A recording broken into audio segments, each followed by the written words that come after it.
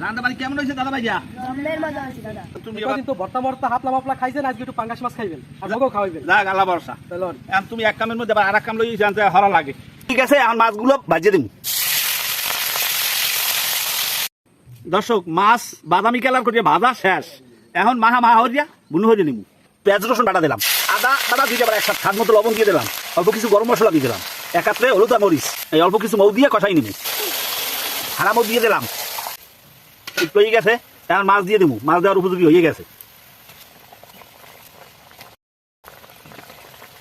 আমার মাছ বুনার তরকারি হয়ে গেছে, এখন উঠে গেলাম। আমার রান্না বাড়ি শেষ। এখন দুজন মেহমান আছে, 2 কুলি 2 নাতি আর 2 ছেলে। বড় ছেলে আব্দুর রহমান আর রাহান আলাদা। আমি নিজে আছি। এখন দুটো ভাত খামু, গরম ভাত, মাছ বুনা দিয়া।